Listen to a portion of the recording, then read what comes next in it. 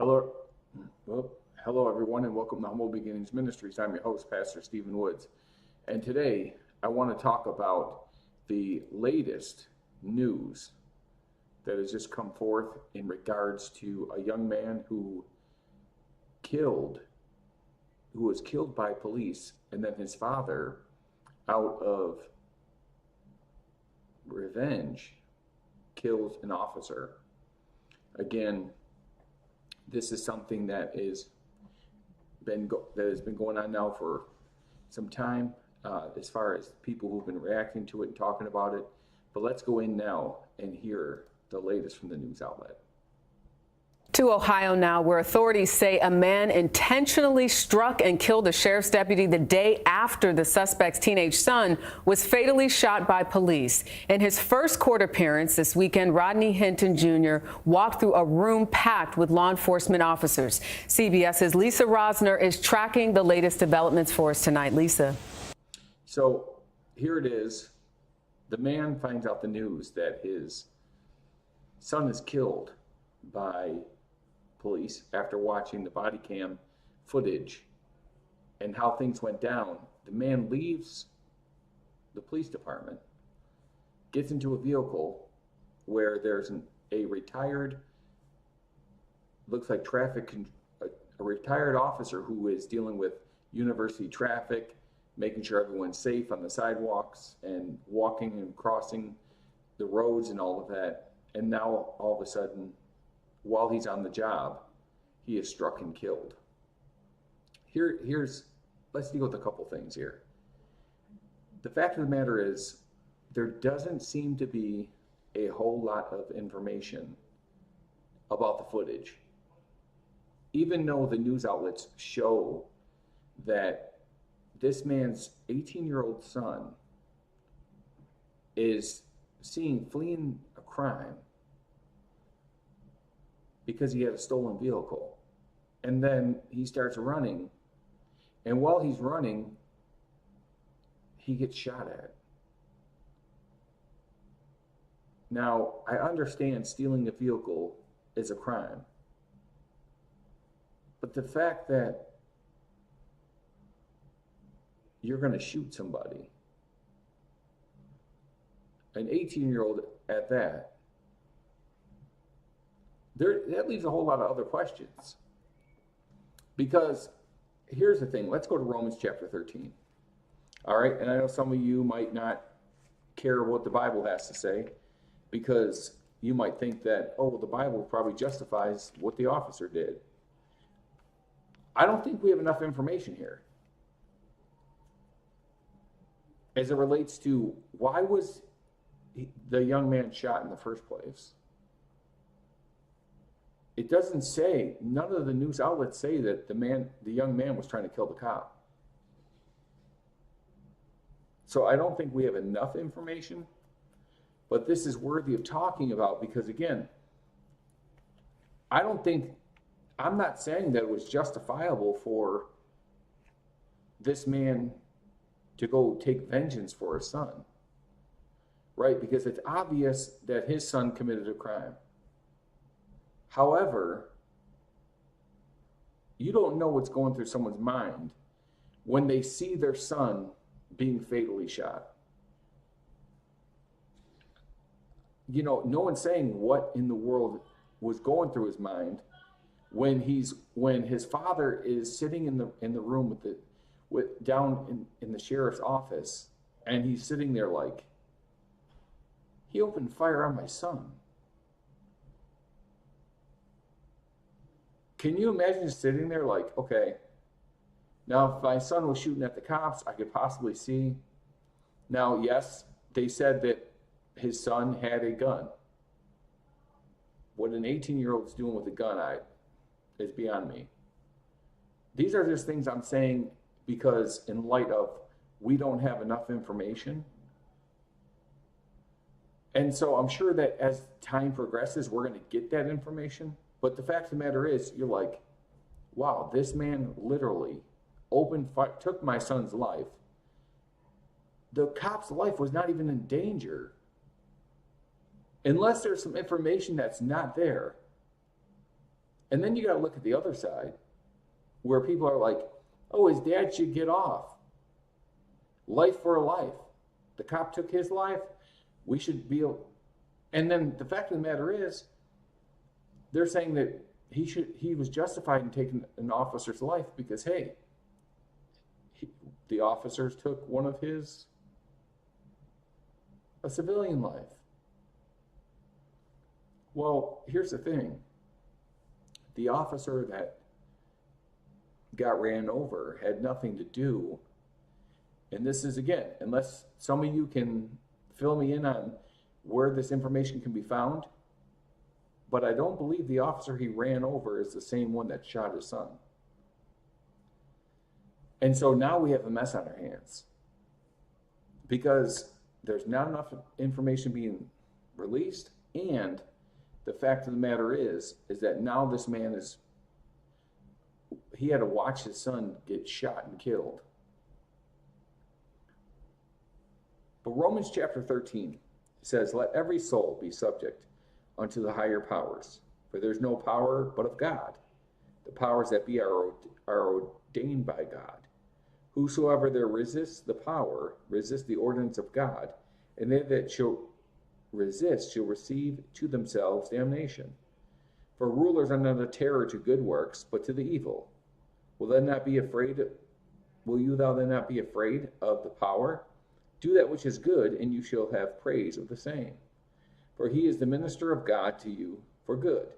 But if you do that which is evil, be afraid, for he bears not the sword in vain. For he is the minister of God, a avenger to execute wrath upon him that does evil. Now, the fact of the matter is that officers do have a job to do, right? But there's something fishy here because there's not enough information to know. Did they interview the cop that shot him? Why did you shoot the young kid? Why? What was your reason? Come forward and say why you shot the young man. Was he a threat? Did he murder someone? When he stole somebody's car, was it by force, and did he cause physical harm? But the fact of the matter is that I don't think that it's too early to put a call on it. But come on. What really happened? Jerika, the deputy killed has not been identified, but fellow law enforcement describe him as a fantastic officer and person. Law enforcement is grieving one of their own. The sheriff's deputy was directing traffic at a local university graduation Friday when he was struck. The officer was just out doing his job, directing traffic up near the University of Cincinnati. The alleged driver is 38-year-old Rodney Hinton. He is the father of a teen fatally shot by Cincinnati police on Thursday. That teen was 18-year-old Ryan Hinton. Police say he was armed and running away from a stolen vehicle when another officer opened fire. Police body cam footage of the shooting was shared with the teen's family the same day the deputy was struck. Prosecutors allege that is sickening right there. So the young man was running away. Now, I know in certain states there's laws.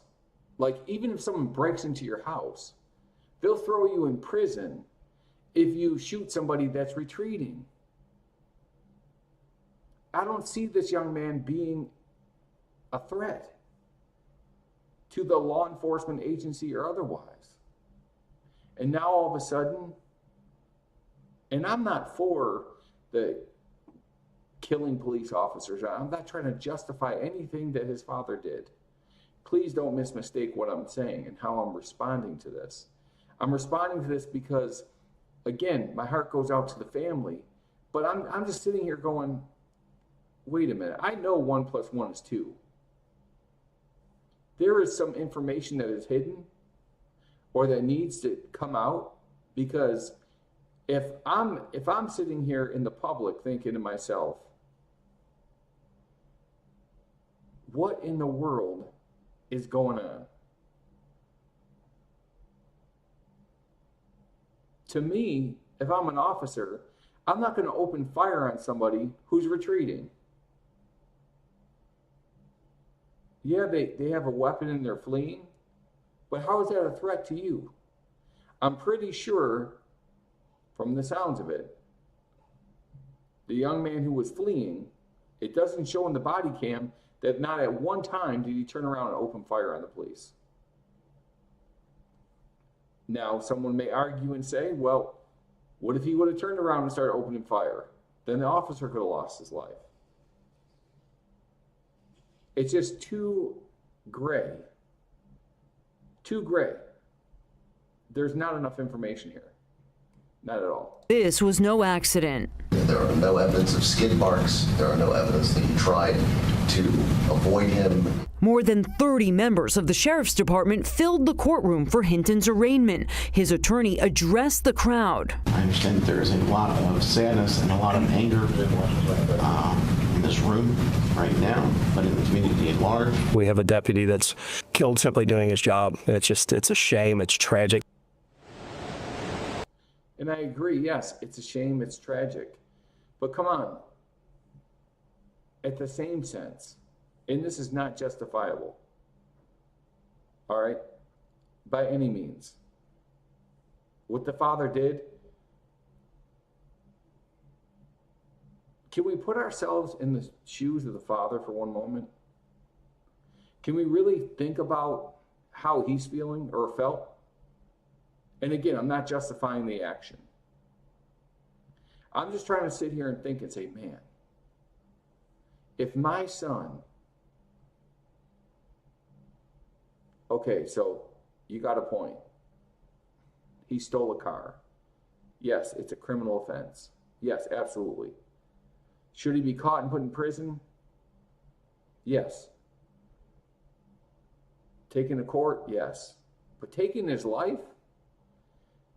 Again, there's not enough information here.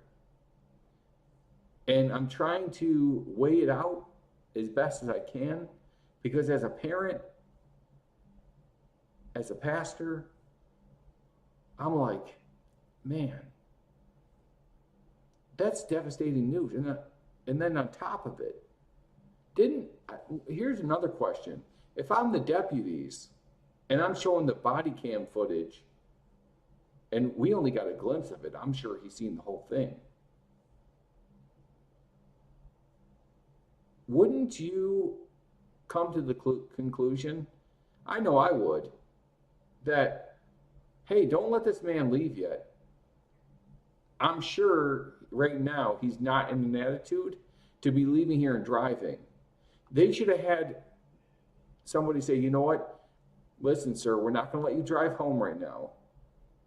We're going to ask you to call for a ride. Because I'm telling you right now, this man is watching his son die. And again, was he right for killing the officer? No. That doesn't bring your son back, number one.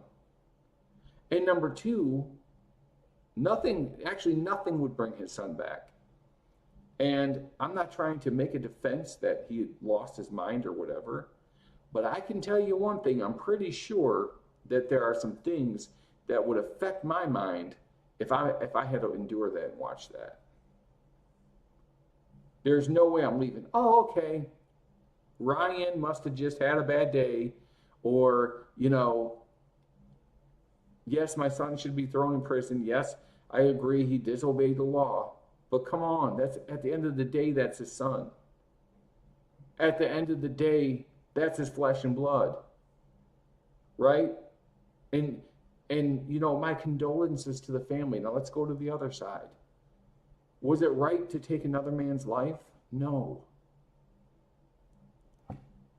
But equally, it wasn't right to take any of their lives.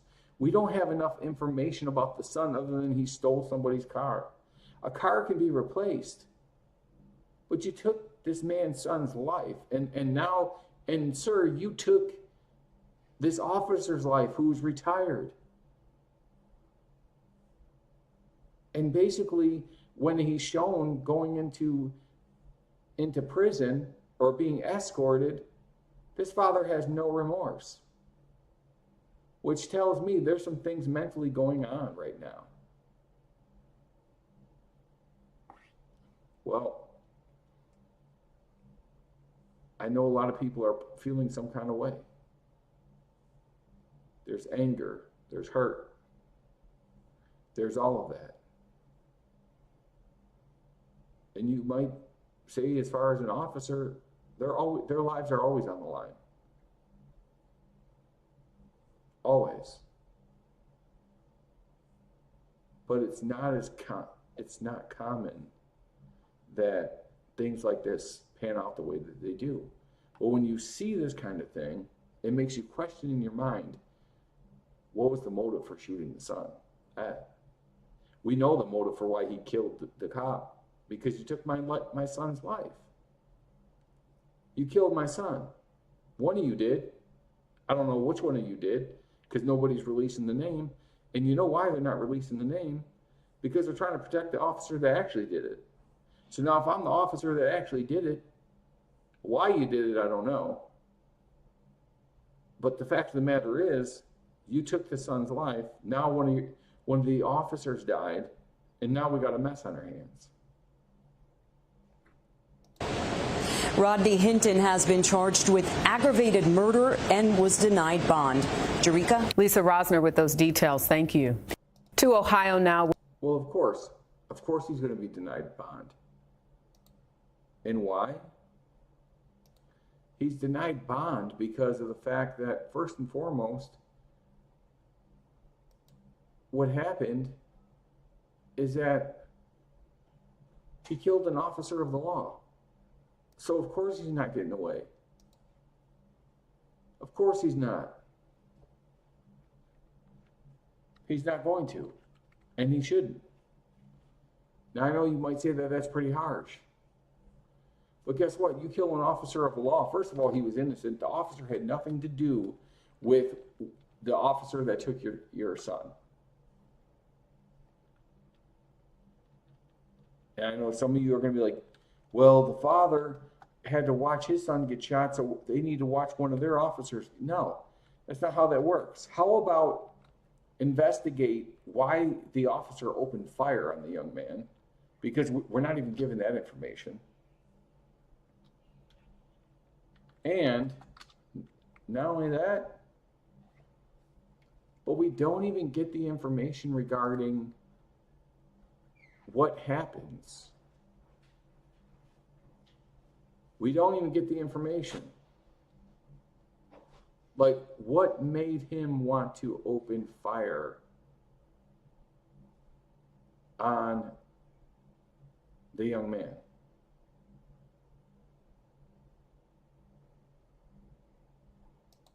You need to teach your children. We don't see that. But there's a pastor who spoke on this issue that I think we should really take a look at. And his name is Pastor Philip Anthony Mitchell. Just to give us a full panoramic view of this whole thing, let's listen in. Instead, teach your black children to be obedient towards authority. And I don't care if most of y'all are black. You need to teach your children to obey authority. We need to teach our sons and daughters to obey authority. We need to teach our children to not fight against authority, not fight against cops, not rebel. Be model citizens. See, now here's the perspective of Philip Anthony Mitchell, right? And he's talking about the disconnect in the homes where there's no obedience to authority. Now, that perspective has to come from the fact that if I'm going to teach my kids about obeying authority, then the authority in the home has to be solid. People rant and rave about how in black homes the fathers aren't really present, and single family homes, single mothers, But that even that dynamic is starting to change. Now you have single fathers raising the children because the woman don't know how to respect the man. And so what you have is dysfunction in the home. Now, let me stop there for a moment, because guess what? Let me give you the other side to it. You have white parents that, yes, there's father and mother in the home, but the father, all he does is provide. But he's not there to spend time with the kids. He's not there to enact discipline. Makes the wife do everything as far as discipline, correction, all those things. Is not active anywhere as far as rebuking and chastising and setting those boundaries and setting the authority. He's just a presence. And so what happens is you have dysfunction in the homes. And then when you get that going on, now all of a sudden the kids get outside of the home and they say, well, I don't regard the authority in the home, so what I'm going to do is I'm going to flick the cops off. Or I'll do whatever I want to do because I'm big and bad. And so Philip Anthony Mitchell is saying here, Pastor Mitchell is going to say, listen, teach your children how to be model citizens. Because if you don't correct your children and get them in line at home, they're going to have to deal with the outside world. They're going to come in contact with authority that is not going to play their little games. And it's not going to tolerate their disrespect. And you can't get mad when they don't want to tolerate the disrespect just because you do. Stop being rebellious towards authority. Gosh. Be submitted to laws and ordinances. What? Stop parking in handicapped spaces unless you want a reason to park there.